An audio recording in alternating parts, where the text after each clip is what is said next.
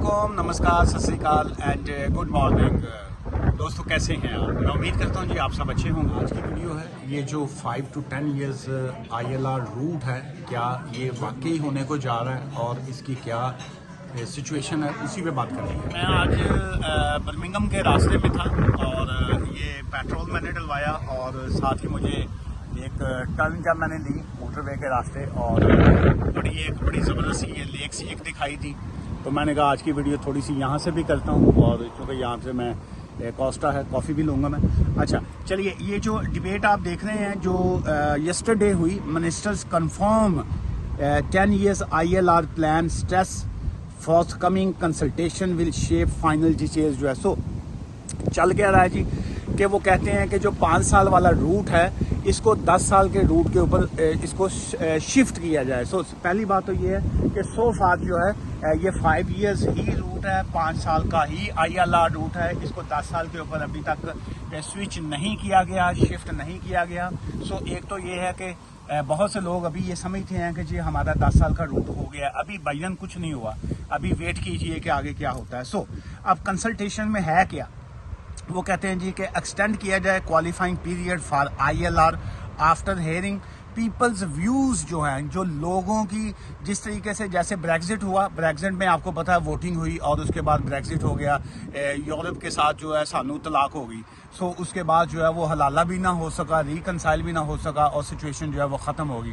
So same ऐसे ही वो कहते हैं जी कि पब्लिक की वोटिंग और बाकी पब्लिक वोटिंग कैसे होती है, जो लोकल काउंसलर्स जो होते हैं वो अपने MPs तक रिपोर्ट पहुंचाते हैं, जो MPs होते हैं फिर वो आगे पार्लियामेंट में चीज़ लेके जाते हैं, फिर पार्लियामेंट में जो है वो डिबेट होती है, बहस होती है और इसको कंसल्टेशन कहा जाता है और उसके बाद जो है फिर ये कानून बनता है। सो इसलिए एक तो आप अपनी एरियाज में जो है अपने MPs के साथ और ये जो पिटीशंस होती हैं इसको लाजमी फॉलो किया करें। मैंने देखा है 90% देसी लोग जो हैं ये इस तरह की पिटीशंस को या बाकी चीज़ों को ना फॉलो करते हैं, ना ही इनका इंटरेस्ट होता है। जैसे अब मैंने पिछले दिनों एक कंपेन एक मैंने सोचा कि स्टार्ट करूँ और मैंने की भी स्टार्ट कि जी के ये जो 29,000 पाउंड्स वाला रूल्स हैं उसको कम किया जाए। 18,600 पहले था, तो चलें थोड़ा बहुत ऊपर आप कर दें, लेकिन उसमें ये था कि वो पिटीशन पे लोगों ने ना कुछ साइन किए ना कुछ और की। फिर बाद चो लोग कहने ने जी बहुत ज्यादती है, ज्यादती केरे कट्टा है तुसी लोग जेडे ने, आप लोगों को दिहाड़ियों से फुर्सत नहीं मिलती,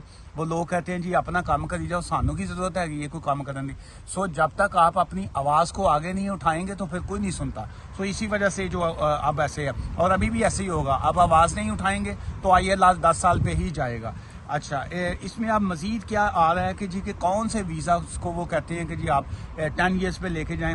एक तो वो ये है कि जी के जो existing skilled worker visa holders जो हैं वो कहते हैं जी कि आप उनको ना छेड़ें, उनका 5 साल वाला रूट जो है वो 5 साल पे ही रहने दें। जो नए जिनको आप स्किल्ड वर्कर वीज़ा इशू करें उसको जो है 10 साल वाले रूट पर लेके जाएँ। एग्जिस्टिंग 5 years को 5 years ही रहने दिया जाए।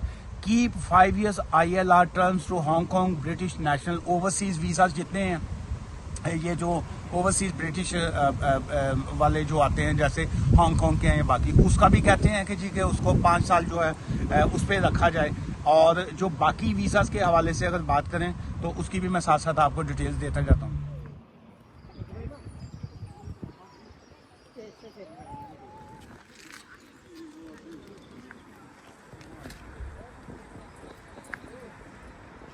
जी दोस्तों, और इसी हवाले से अगर मैं फर्दर कहूँ तो ये वाला जो पॉइंट था कि 5 साल से 10 साल पे ILR को लेके जाया जाए, इसके ऊपर आप बिलीव करेंगे कि कितने लोगों ने साइन किए कि हाँ जी 5 to 10 years पे लेके जाया जाए।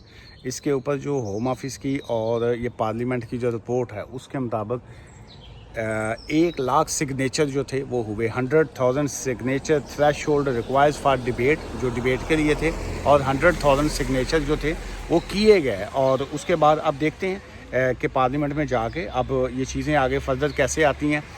लेकिन जिस तरह की सिचुएशन लग रही है, जिस तरह का माहौल बना हुआ लग रहा है, सो उससे अकॉर्डिंग टू माई एक्सपीरियंस मुझे यही लगता है कि ये 5 years से 10 years जो ILR रूट है उसको वो लेके जाएंगे उसके। दोस्तों ये आप जो मेरे पीछे देख रहे हैं जी, ये दुनिया का पहला आयरन ब्रिज है। इससे ये जिस वक्त ये बना है 17th century जो है उसके बाद दुनिया की तारीख़, अगर हिस्ट्री की अगर हम बात करेंगे तो एक तरह का इनकलाब जिसको कहते हैं वो आया था। आयरन जो था वो पॉपुलर हुआ कि लोहा जो है, लोहे से क्या क्या चीज़ें ली जाती हैं। सो ये आप देख सकते हैं, ये पीछे जो आप देख रहे हैं, ये ब्रिज जब बना है तो उसके बाद हिस्ट्री क्रिएट हुई कि जी के अब हम आयरन से जो है बेशुमार चीज़ें काम ले सकते हैं। फिर बहुत से ब्रिजेस बने, उसकी पूरी दुनिया भर में एग्जांपल्स हैं कि कितने ब्रिजेस बने। तो चलिए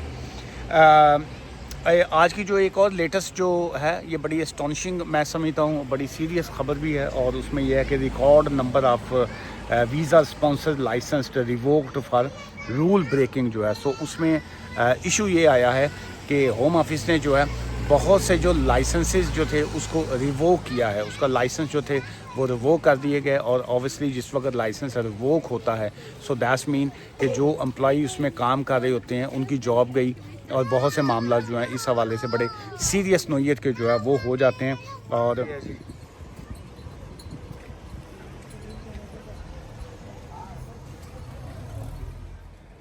1779 सेम आयरन आप देख रहे हैं, ये आयरन का ये सारा। लेकिन एक और चीज़ इंटरेस्टिंग आपको बताऊं, ये जो फुटपाथ है इसके साथ ये बनी ना, ये भी सारा लोहे का है, ये सारा आयरन है। ये जो साइड की पट्टी जिसको कहेंगे ना आप, ये आयरन की है सर। सो इसमें अब फाइनली जो है होम ऑफिस ने यही डिक्लेयर किया है कि अगर कोई स्पॉन्सर लाइसेंस कंपनी जो है, आप अगर उनकी जो रूट्स है उससे हट के अगर कोई काम करते हैं, उससे उसकी मुराद ये है जिसको कंप्लाइंस कहा जाता है। कंप्लाइंस अगर कोई शख्स पूरी नहीं करेगा, कंपनी का एम्प्लॉयर जो है, तो उसका लाइसेंस जो है वो कर दिया जाएगा।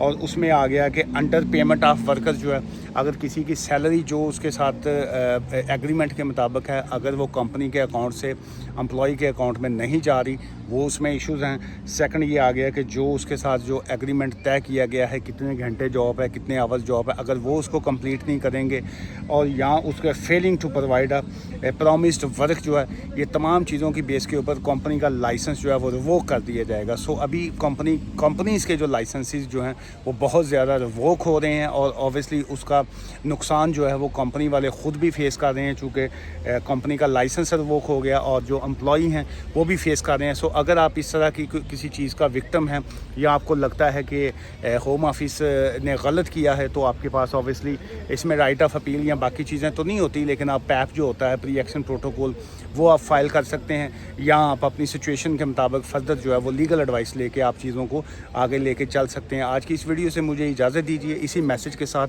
कि स्पॉन्सर लाइसेंस लेना इतना आसान नहीं होता।